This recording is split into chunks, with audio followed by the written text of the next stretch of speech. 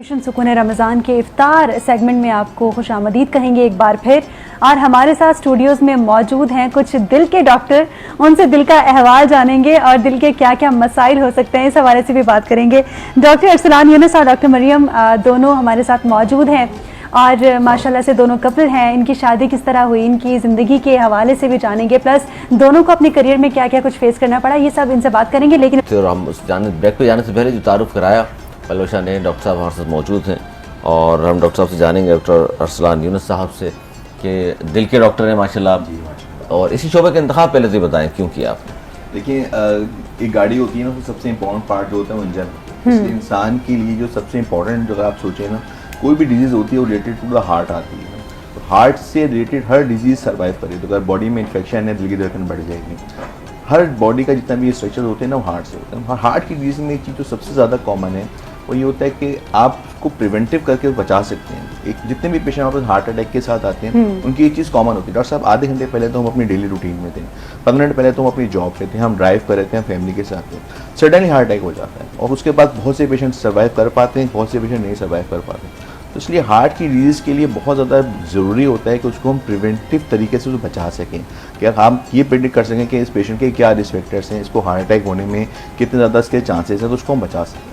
तो इसमें डॉक्टर साहब, इसमें अलामात ऐसी कौन सी पहले जाहिर हो जाती हैं जो हर शख्स जान ले कि जनाब ये अलामत है, जो पता मुझे अब प्रॉब्लम हो सकता है हार्ट का। देखिए, सबसे इंपॉर्टेंट चीज़ ये है कि हमारे पास आती है फंक्शन क्लास, जो कि बहुत सिंपल है। हमारे नाज़रीन जो देख रहे हैं उनके लिए भी है कि वो आसानी से इस चीज़ को एसेस कर सकते हैं ना। उसकी 4 क्लासेस होती हैं जी। पहली क्लास में हम वो पेशेंट रखते हैं जो कि एक्स्ट्रा ऑर्डिनरी वर्क, कोई भी एक एक्स्ट्रा ऑर्डिनरी काम करते हुए उनका सांस फूलता है या उन्हें घबराहट फील होती है या सीने में दर्द फील होता है, उससे हम कहते हैं स्टेज 1। सेकेंड स्टेज में वो पेशेंट्स आते हैं जो कि एक ऑर्डिनरी काम करते हुए, जो रोज़मर्रा का काम करते हैं, डॉक्टर साहब मैं कर तो लेता हूँ लेकिन इससे ज़्यादा नहीं कर पाता और उन्हें दुश्वारी का सामना होता है। तीसरी क्लास में वो पेशेंट्स हमारे पास आते हैं जो कि ऑर्डिनरी वर्क करते हुए भी उन्हें प्रॉब्लम होती है, difficulty to do the ordinary work, मतलब रोज़मर्रा के जो काम है, नमाज पढ़ना है, घर का काम करना है, उनसे वो भी नहीं कर पाते। और 4th क्लास में वो पेशेंट आते हैं जो अपने रोज़मर्रा का काम भी नहीं कर पाते, वो बेड बाउंड होते हैं। तो उसमें हमारे लिए सबसे ज़्यादा आइडियल पेशेंट्स कौन से होते हैं? हमारे लिए आइडियल पेशेंट्स वो होते हैं जो कि हम क्लास 1 और क्लास 2 में उनको पकड़ लें, ताकि वो आगे स्टेज प्रोग्रेस होने से बचा लें। क्रोनिक आर्टरीज में थ्रोम्बोसिस जो होती है, वो प्लेक जमा होना 13 साल की उम्र से स्टार्ट हो जाता है। अच्छा, तो उसमें वो आहिस्ता आहिस्ता ग्रो कर रहा होता है। अगर हम उनको प्रिवेंटिव पहले ही पता कर लें कि हाँ ये पेशेंट सिम्टम्स आ रहे हैं, और मरीज़ पहले ही डॉक्टर से अपना इलाज करवा के देख ले कि भाई मेरे रिस्क फैक्टर्स हैं, मेरा कैल्शियम स्कोर कितना है, मेरे ECG में क्या कुछ चेंजेस आ रहे हैं या मेरे सिम्टम इस तरह आ रहे हैं, तो हम उसको एक बड़े हार्ट अटैक से बचा सकते हैं, जो कि हमारा मेन टारगेट होता है। हार्ट अटैक होने के बाद तो फिर हम एंजियोग्राफी, एंजियोप्लास्टी, फर्दर प्रोसीजर्स करते हैं, लेकिन ज़्यादा बेहतर हमें खुशी उस पेशेंट की होती है जो हम इस स्टेज से जाने से बच जाए। और इससे जिस तरह डॉक्टर साहब आपसे आगाज़ करना चाहूँगा, डॉक्टर मरीम हमारे साथ मौजूद नहीं और आप भी ज़ाहिर हार्ट के हवाले से, ये अलामात की तो आप डॉक्टर साहब ने बात की जिस तरह, अच्छा फर्स्ट स्टेज के जिस तरह डॉक्टर साहब आपने बताया, तो उस पर कोई शख्स चला गया है तो कितना उसको, जिस आमतौर पर ये होता है ज़रा सा पता चल जाए कि हार्ट का कोई इशू, घबरा जाते हैं बहुत ज़्यादा हम सब, ना किसी को पता चल जाए खुदा ना खास्ता, तो क्या वाकई इतनी घबराने की चीज़ होती है या वो तो नॉर्मल लें उसको और डॉक्टर के पास जाकर दिखाकर जो दवाएं दी हैं उससे ही इलाज हो जाएगा उसका? जी जी बिल्कुल। सबसे पहले तो अस्सलाम वालेकुम, आपको बहुत शुक्रिया हमें यहाँ बुलाने के लिए। बिल्कुल सही कहा, बहुत ही ज़्यादा घबराने की बात है, क्योंकि स्टेज 1 जो है वो सबसे ज़्यादा अलार्मिंग वही होती है, और इसी में हम प्रिवेंटिव कार्डियोलॉजी जो एक फील्ड है, इसमें हम यही काम कर रहे हैं ताकि हम बचा सकें मरीज़ को आगे बढ़ने और स्ट्रेस की वजह से और मज़ीद एक दिल का मरीज़ बनने से बचा सकें हम मरीज़ को। तो इसके लिए सबसे ज़्यादा ज़रूरी यही होता है कि हम शुरू में पकड़ लें, आया कि जो शुरू के जो प्रोसेस होता है जिसमें मरीज़ अभी ख़ुद भी डिनाइल फेज़ में होता है, वो खुद भी एक्सेप्ट नहीं कर रहा होता कि वो कोई कार्डिक पेशेंट बन सकता है, तो उसको उस वक्त बताना कि आपको ये छोटी छोटी तदाबीरें करनी है जिसकी वजह से आप बच सकते हैं और आपको आगे चल के कोई परेशानी नहीं फेस करनी पड़ेगी। तो ये सबसे ज़्यादा इंपॉर्टेंट होती है, क्योंकि एक दफ़ा जब मरीज़ बन गया कार्डिक पेशेंट, तो फिर तो ये कि उसने लाइफ लॉन्ग दवाइयाँ खानी है या लाइफ लॉन्ग कोई इलाज करना है, लेकिन जो शुरू का जो पेशेंट होता है ना, वो पीछे जा सकता है, वो बच सकता है, वो अपनी नॉर्मल लाइफ की तरफ भी जा सकता है और वो अपने आप को बचा सकता है। अच्छा, हम रोज़मर्रा में ऐसी कौन सी गलतियाँ कर रहे होते हैं अपनी लाइफ को लेकर? रमज़ान और मुबारक की रूटीन पे मैं बाद में आऊँगी, लेकिन वैसे रोज़मर्रा पे हम लोग, क्योंकि ये 11 माह हम लोग नॉर्मल लाइफ गुजारे होते हैं, इस 1 महीने हम प्रिवेंशन भी कर रहे होते हैं हर चीज़ से, तो ऐसी कौन सी मिस्टेक्स हैं जो अपनी डेली लाइफ में कर रहे होते हैं जिसकी वजह से हम हार्ट पेशेंट बन सकते हैं या हार्ट की कोई डिजीज़ हो सकती है? ये बहुत इंपॉर्टेंट आपका क्वेश्चन है। मैं अपने तमाम पेशेंट्स को ये गाइड भी करती हूँ। 3 चीज़ें बहुत ज़रूरी हैं। एक तो हमारी फिज़िकल हेल्थ, एक हमारी मेंटल हेल्थ, सही, और एक हमारी इमोशनल हेल्थ, जिस पे कोई बात नहीं करता। फिज़िकल हेल्थ तो सबको पता है, हमें डेली अच्छी स्लीप लेनी चाहिए, अच्छी एक्सरसाइजेस करनी चाहिए, हमें पानी अच्छा पीना चाहिए, डाइट अच्छी लेनी चाहिए, तो हमारी फिज़िकल हेल्थ अच्छी रहेगी। हमारी मेंटल हेल्थ क्या होती है कि हमें अपने लव्ड वंस के साथ, अपनी फैमिली के साथ अच्छी बॉन्डिंग रखनी चाहिए। कोई गेम, मशगला, हॉबी जो हमें पसंद है पैशनेटली, वो हमें करना चाहिए, उसमें हमें टाइम स्पेंड करना चाहिए, और हमें अपने इतराफ़ में अपने खुद टाइम देना चाहिए। और जो इमोशनल हेल्थ होती है ना, इसमें आपको खुद को तवज्जो देनी चाहिए। जब तक हम खुद अपने आप को तवज्जो नहीं देंगे, nobody else will give you that importance.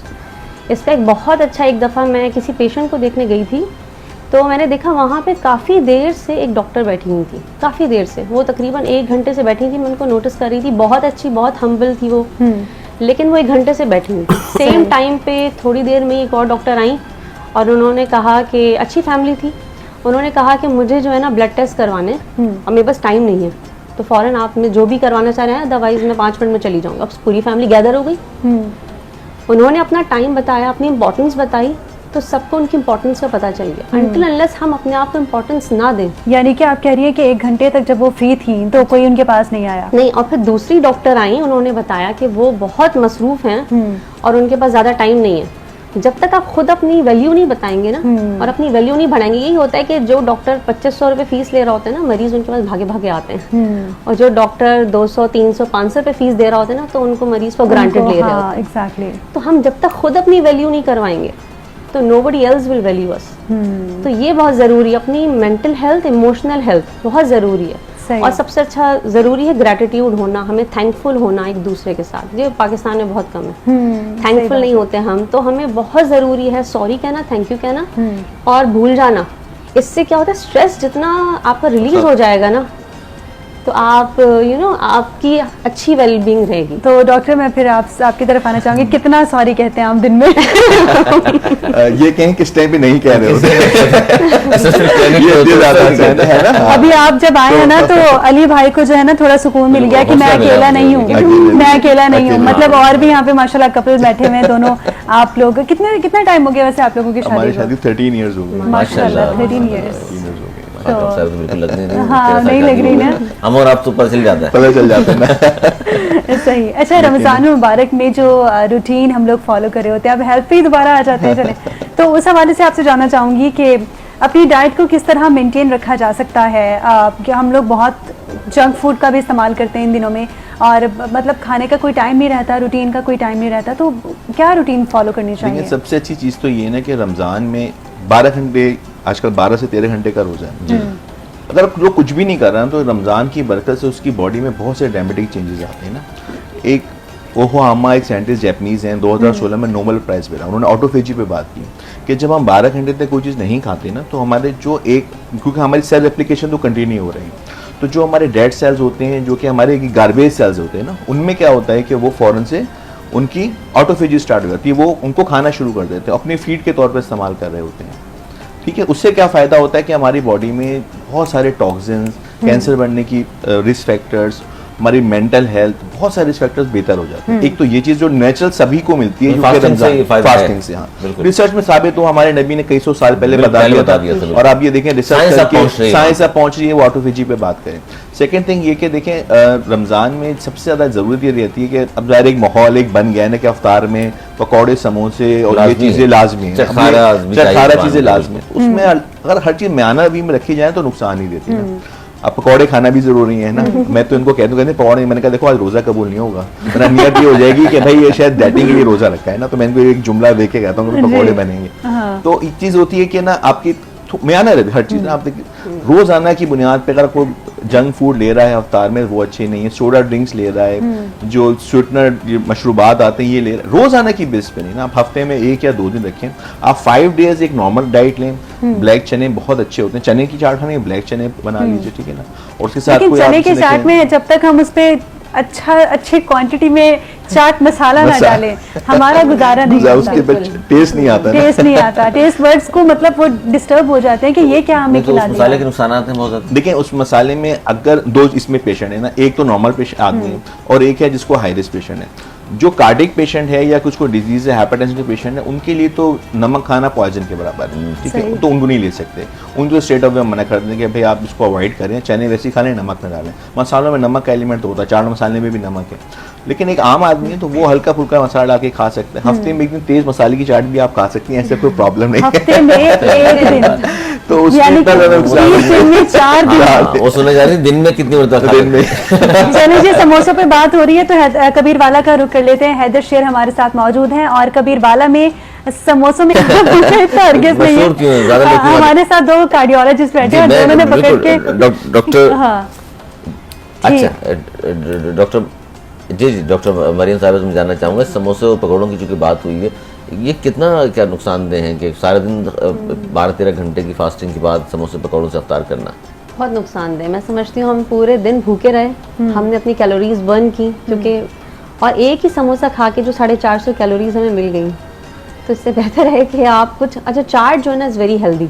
मैं तो खुद बहुत प्रेफर करती हूँ, फ्रूट चाट नहीं, चना चाट प्योर प्रोटीन है, बहुत अच्छा है, और उसमें जो खट्टा एलिमेंट अगर आप डालना चाहे, नमक नहीं डाल सकते तो आप इमली या नींबू डाल दें, very good, beneficial for your health.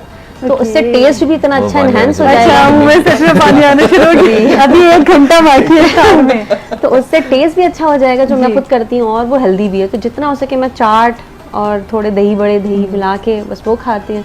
समोसे भी कभी कभी चख लें। अच्छा, जो अभी आपने ड्यूरिंग पैकेज आपने अभी एक बात बताई थी, मैं चाहूँगी वो ऑन स्क्रीन भी आप बताएं, वो बहुत मज़े की बात थी। एक दफ़ा हम लोग कुछ फ़िश खाने गए, तो मैंने फ़िश उनसे कहा कि हमें ना फ़िश में थोड़ी स्मेल सी महसूस हो रही है, तो ये क्या वजह है कि आज आपकी फ़िश उस टाइप की नहीं है जैसी हम, उतनी मज़े की नहीं है, हाँ, तो स्मेल है। तो उन्होंने कहा जी मैडम असल में आज हमने नया तेल डाला है, तो नए तेल की वजह से आपको ये स्मेल आ रही है। ये तेल थोड़ा पक पक के जब पुराना होगा ना तो आपको ये स्मेल फील नहीं होगी। तो फिर हमने सोचा कि पहले वाला तेल था।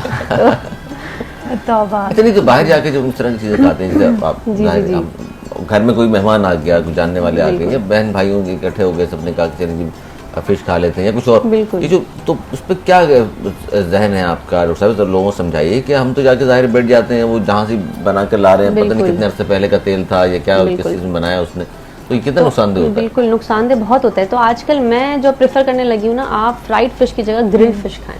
अच्छा। वो बहुत अच्छी है, बहुत हेल्दी है, जो मैं खुद खाती हूँ।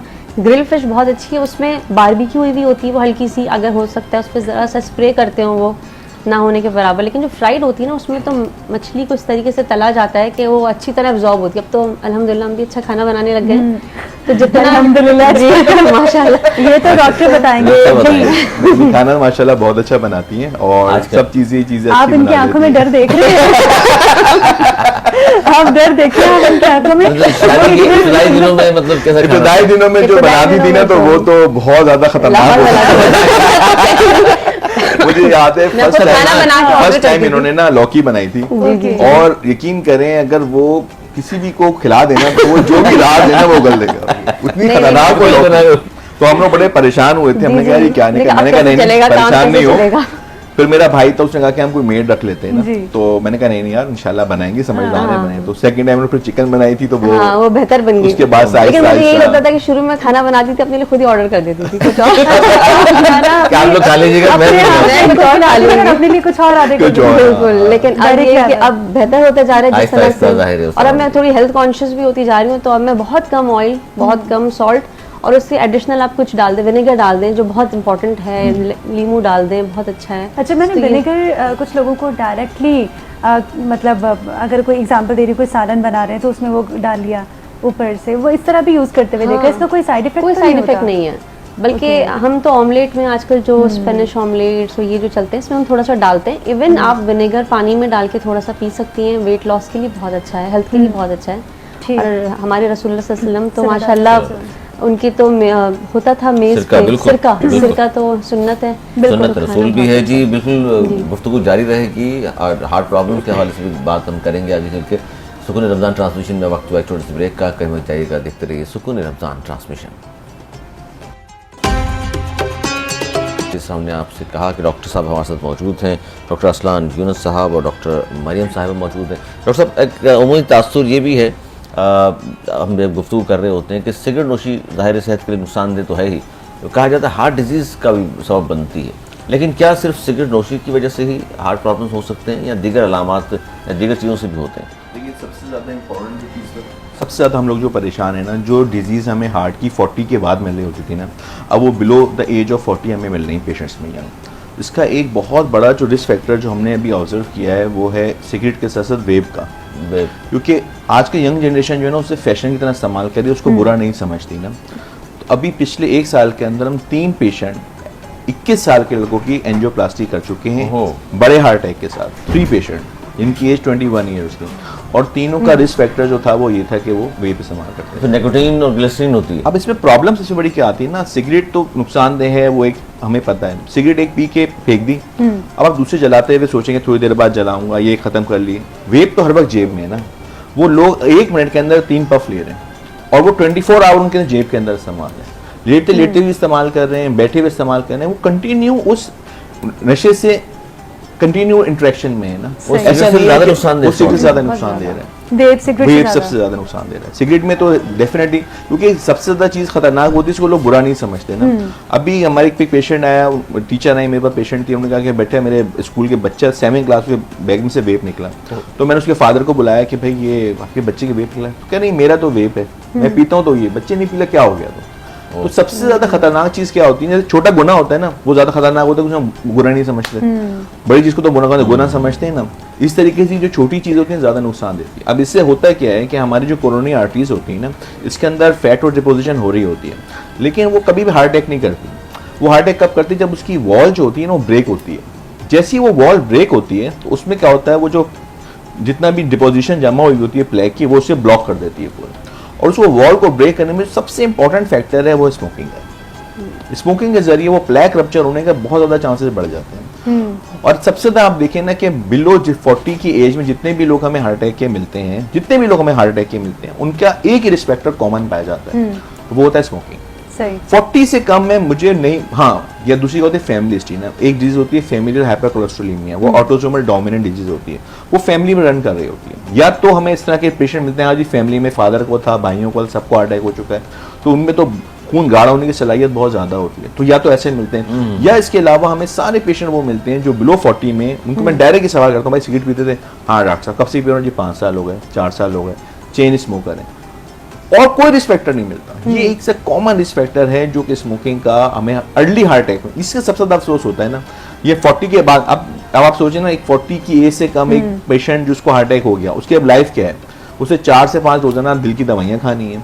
दिल की दवाइयाँ खाने के साथ, दवाइयाँ खाली खाने के ये नहीं होता, दवाइयों साइड इफेक्ट भी होते हैं ना, उनकी डेली रूटीन में प्रॉब्लम्स आती हैं, तो उनकी लाइफ वो एक स्पॉइल हो जाती है। फिर कुछ लोग तो और ज्यादा अर्ली एज में हो जाते हैं, इनको हार्ट अटैक हो गया, कुछ हो गया, तो उन पर क्या होता है, फैमिली रन करनी है, उसके लिए प्रॉब्लम आ रही है, ठीक है, कल को शादी होनी है, उसमें भी प्रॉब्लम आ रही है, तो इस चीज़ से काफी सारी प्रॉब्लम। बड़ी अहम बात ये भी है, जैसे आपने कहा, आप जैसे क्वालिफाइड लोग होंगे जाहिर है उसको पहचान लेते हैं ना, क्या उन्होंने अलामात बताई और उसके अंदाजा हो जाता है आपको कि मसला क्या है। जी जी। बहुत सारे डॉक्टर्स जाहिर है इस तरह के भी हैं और होते हैं, वाकयात होते रहे हैं कि सिर्फ किसी ने कहा कि जी चेस्ट में पेन है और वो तमाम टेस्ट भी करा देते हैं फौरी तौर पर और डायग्नोज सही तरह कर नहीं पाते। ये आपका बहुत अच्छा सवाल है। मैं एक अपने सारे नाज़रीन के लिए इतनी अच्छी टिप्स देने जा रहा हूँ जो कि आप बताऊं सबके की पॉइंट है कि आप ये समझ लीजिए, सबके लिए, हर शख्स के लिए मेरा मैसेज है कि आप ये समझ लीजिए कि हार्ट का पेन, अगर हार्ट का पेन होता क्या है, हार्ट के पेन के बहुत से अलामत होते हैं, लेकिन अगर हम चेस्ट में हम समझ लें कि 3 पॉइंट ऐसे हैं, अगर वो है तो उसका मतलब है हार्ट का पेन नहीं है।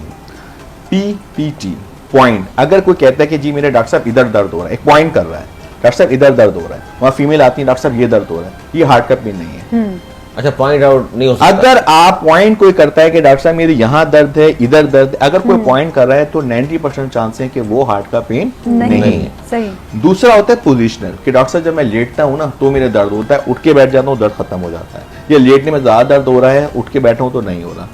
दूसरा है पोजिशनल, पहला क्या था पॉइंट, दूसरा P क्या हो गया पोजिशनल, और तीसरा होता है टेंडरनेस। अगर हम ये दबा रहे हैं और ये हमें यहाँ दर्द महसूस हो रहा है तो ये हार्ट का पेन नहीं है। ये 3 पॉइंट तो आप बिल्कुल समझ, क्योंकि बेचारे लोग इतना पैसे दे के खामा टेस्ट करा के आ रहे होते हैं, उनको नॉन कार्डिक फीमेल्स हमारे यहाँ सबसे ज्यादा आती हैं, बच्चे को गोद में उठाया हुआ है, घर का काम झाड़ू पोछा कर रही हैं, पेन हो गया वो उसमें आ गई कि हमें हार्ट का पेन है, हार्ट का पेन नहीं होता है, उसे कहते हैं कॉस्टोकॉन्ड्राइटिस, ये दबाने में जो दर्द हो रहा होता है, डिफरेंट डिजीज होती है ना। तो 3 PPT पॉइंट, पोजिशनल और टेंडरनेस, मतलब दबाने में, ये 3 पॉइंट है तो नहीं। अच्छा, अब हार्ट का पेन कौन सा होता है? हार्ट का पेन का एक सबसे इंपॉर्टेंट जो फैक्टर है वो होता है, ये हमारी हड्डी होती है, स्टर्नल बोन कहते हैं। हार्ट का पेन मोस्ट लाइकली रेट्रोस्टर्नल, मतलब इस हड्डी के पीछे होकर डिफ्यूज होगा पूरे सीने पे।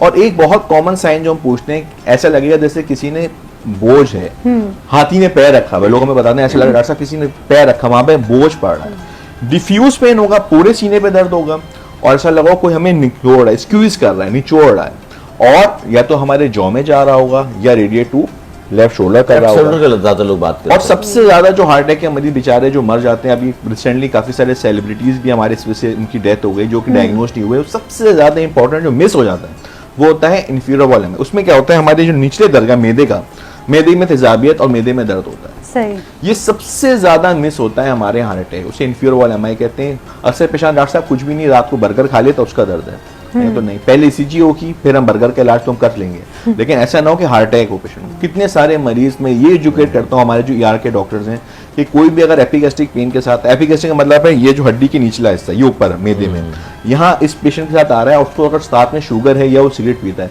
तो आपने पहले ये सोचना है कि भाई उसे कहीं हार्ट अटैक तो नहीं है। अगर नहीं है तो फिर उसको इजीली आप दूसरा ट्रीटमेंट दे दें, वो तो कोई प्रॉब्लम नहीं, लेकिन लाइफ सेविंग तो ये है कि आपने पहले उसको एक्सक्लूड करना है कि क्या इसको हार्ट अटैक तो नहीं। किसी को ठीक है, एक पैकेज की तरफ जाएंगे हम, लेकिन आकर आपसे पूछे स्ट्रोक पेन के हवाले से बात करेंगे। रोजा खोलते ही काफी लोगों को शिकायत रहती है कि उनको स्ट्रोक होता है, इस हवाले से बता दीजिएगा कि इसकी क्या वजूहात है, क्या रोजे में हम लोग अपनी डाइट पूरा नहीं कर रहे होते इसलिए ये ऐसा होता है? स्ट्रोक मतलब फालिज के बारे में पूछना चाह रहे हैं? ऐसे ही? जी जी जी। देखिए, फालिज की जो है ना वो रिस्क फैक्टर्स होते हैं ना बहुत सारे। फालिज में क्या है कि फालिज 2 किस्म का फालिज होता है ना, एक होता है जिसमें हमारे दिमाग की नस सुकड़ जाती है, बंद हो जाती है, और दूसरा फालिज होता है जिसमें दिमाग की नस फट जाती है। इसकी जिसमें दिमाग की नस सुकड़ जाती है, बंद हो जाती है, इसमें क्लॉट आ जाता है, उसे कहते हैं इस्केमिक स्ट्रोक, और जिसमें दिमाग की नस फट जाती है उसे कहते हैं हेमरेजिक स्ट्रोक। अच्छा, अब ऐसा पेशेंट जिसको हाई रिस्क है उसका खून गाढ़ा होने का, क्लॉट बनने का, जैसे कि ऐसे मरीज जिनका कोलेस्ट्रॉल ज़्यादा है, शुगर ज़्यादा है, और उनका लाइफ स्टाइल ये कि बहुत सेडेंटरी बैठे रहते हैं, कुछ चलना फिरना नहीं है, या उनकी कोई सर्जरी हुई भी है। बहुत से ऐसे हमारे दोस्त जो कंप्यूटर पे काम करते हैं 12-12 घंटे बैठे रहते हैं, तो उनमें क्लॉट बनने का बहुत ज़्यादा रिस्क फैक्टर होता है। तो वो उनका क्लॉट जो होता है वो ब्रेन में जाके डिसलॉज होता है और वो जगह को फालिज कर देते हैं। अगर हमारे राइट साइड के ब्रेन में जाके क्लॉट फंसेगा तो लेफ्ट साइड का हिस्सा हमारा पैरालाइज हो जाएगा। दूसरा जो फालिज होता है वो होता है हेमरेजिक, जो नॉर्मली आपने देखा ना खाने पीने के बाद क्या होता है कि ब्लड प्रेशर लोगों का ऑलरेडी ज्यादा होता है, जंक फूड ले लिया, अभी कोई पकौड़े समोसे बहुत ज्यादा ले लिया, ब्लड प्रेशर शूट कर गया। जैसे ही ब्लड प्रेशर शूट करता है तो ब्रेन का हमारा इंट्राक्रैनियल प्रेशर बढ़ता है, ब्लड फ्लो बढ़ता है, और हमारा वो आर्टरी वहां से रप्चर हो जाती है, उसे कहते हैं हेमरेजिक स्ट्रोक। तो ये जो आपने बात की उसमें ज्यादातर इस तरह के जो पेशेंट्स में आता है वो आता है कि haemorrhagic stroke, blood pressure shoot कर गया।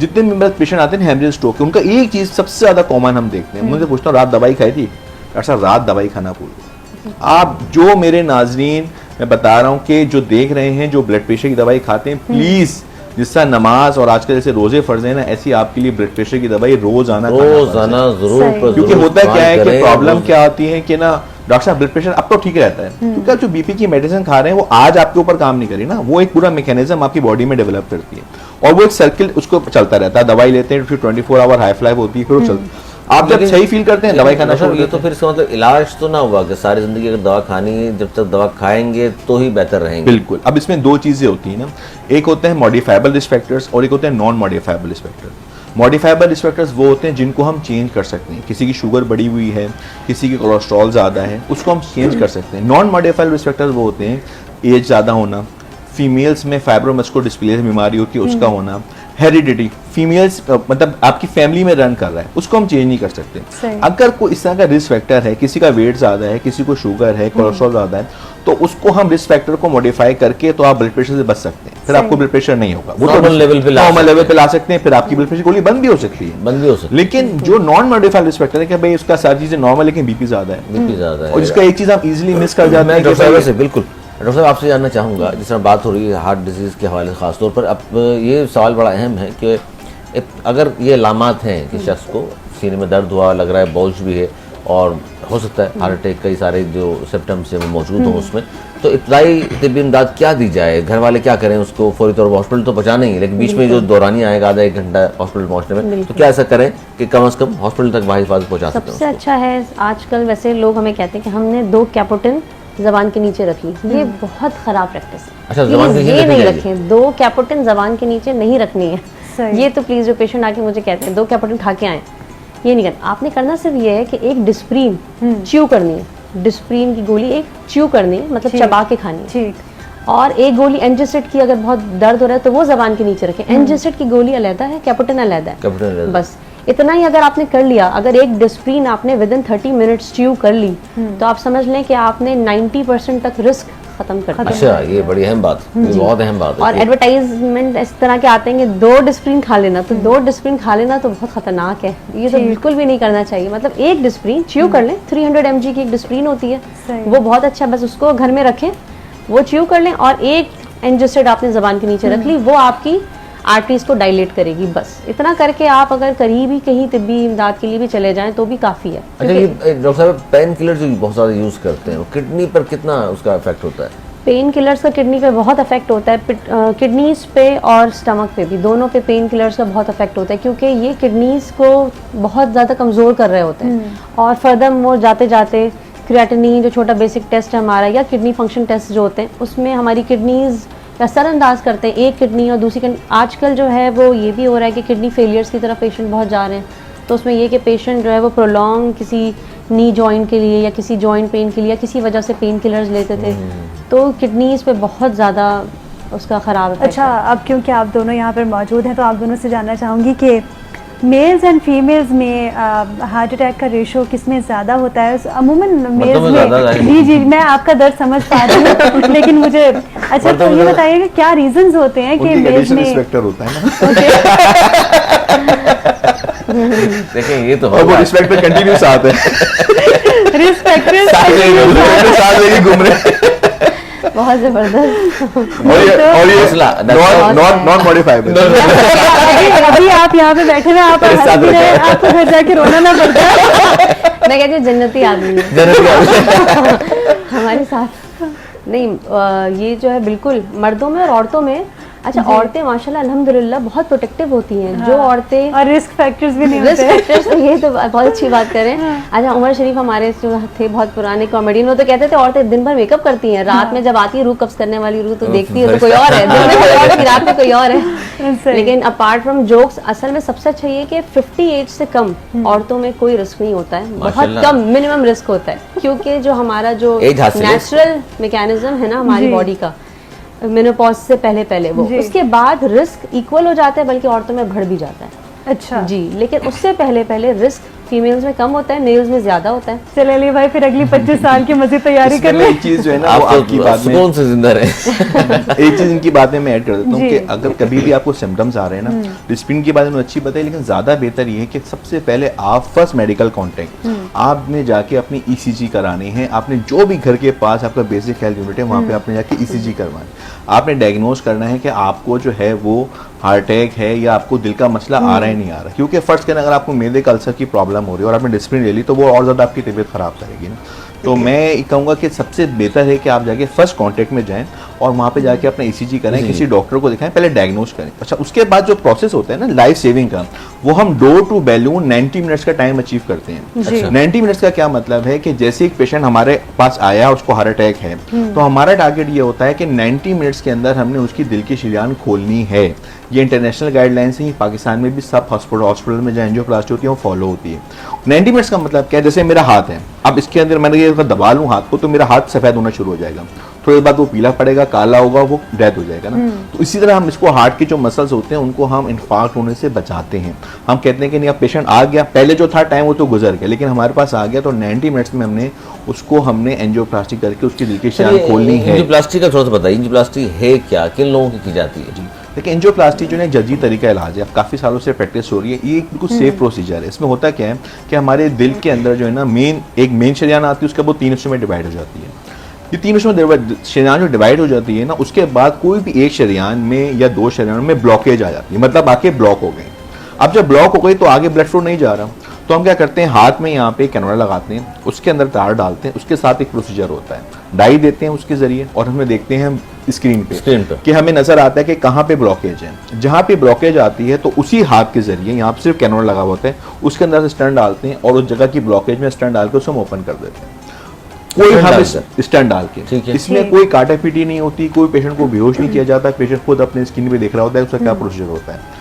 कॉम्प्लिकेशन होती है, लेकिन ये 90% जो हार्ट अटैक के मरीज होते हैं इनसे बचा है। पिछले जमाने में अगर आप पहले 30 साल 40 साल पहले चल जाएं तो थ्रोम्बोलाइज पेशेंट को किया जाता है, इंजेक्शन दिया जाता था, जिसकी वजह से क्या होता था, जहाँ पे ब्लॉकेज होती खुल जाती थी, लेकिन उसका नुकसान क्या होता था, वो आईसी बीट कर जाता था, दिमाग में बीट कर गया, अंदर के इंटरनॉर्म ब्लीड कर गया, उसके कॉम्प्लिकेशन बहुत ज्यादा होती है। उसके मुकाबले में 90 to 60% इसका ज्यादा बेनिफिट है। ECCP टेक्नोलॉजी के हवाले से भी जानना चाहूंगी, ये काफी लोगों को नहीं पता, इसके बारे में बता दीजिएगा, ये क्या चीज है? देखिए, इसमें ये नई टेक्नोलॉजी आई है, ये हमारी गाइडलाइंस के अंदर क्लास 2B इंडिकेशन है, मतलब ऐसा नहीं है कि ये बहुत कोई अच्छा तरीका इलाज है। ऐसे मरीज जिनकी दिन की तीनों शरीरानें बंद होती है ना, तो उनके लिए हम रिकमेंड करते हैं कि अब आपने बाईपास करवाना है, ठीक है, जैसे कैबेज कहते हैं, कोरोनरी आर्टरी बाईपास ग्राफ्ट। लेकिन कुछ मरीज हमारे पास ऐसे आते हैं जो कहते हैं भाई बाईपास नहीं हो सकता, बाईपास कराने के लिए सूटेबल नहीं है, एज ज्यादा है या और बहुत सारी कॉम्प्लिकेशन है, कुछ लोग वैसे डर रहे होते हैं, ठीक है। उसके लिए क्या होता है कि ECP का प्रोसीजर किया जाता है, उसके जरिए क्या होता है कि हमारा जो लोअर लिम्ब होता है ना, उसमें डिवाइस लगा के उसको प्रेशराइज किया जाता है, उससे blood flow towards the heart जो है तो बढ़ता है और दिल की शरीरानें में खोलने का एक अमल पैदा हो सकता है। ये क्लास 2B इंडिकेशन है, करो ना करो, मतलब इससे ऐसा कोई 100% बेनिफिट्स नहीं है कि हाँ ये करने से फायदा ही फायदा होगा। फायदा मिलता है कुछ पेशेंट्स को, क्योंकि देखिए ना इनकी तीनों शरीरानें बंद हैं, बाईपास भी नहीं करा रहे, तो उनके पास तो ऑप्शन क्या बचता है, ECP का प्रोसीजर वो करा लेते हैं, तो उसमें कुछ पेशेंट को फायदा मिल जाता है, कुछ पेशेंट को नहीं मिलता, जाहिर है वो उतना। और उसका दूसरी चीज होती है उसकी ऐसा कोई कॉम्प्लिकेशन नहीं है, कोई इन्वेसिव प्रोसीजर तो नहीं कर रहे ना, उसमें ऐसा कोई कॉम्प्लिकेशन नहीं होती। चलिए ठीक है नाजरीन, गुफ्तगू का सिलसिला तो जारी रहेगा, लेकिन मैं डॉक्टर सलाम यूनुस और डॉक्टर मरियम का शुक्रिया अदा करना चाहूँगी कि वो आए, उन्होंने अपना टाइम निकाला। जहानिया से हमारे नुमाइंदे ने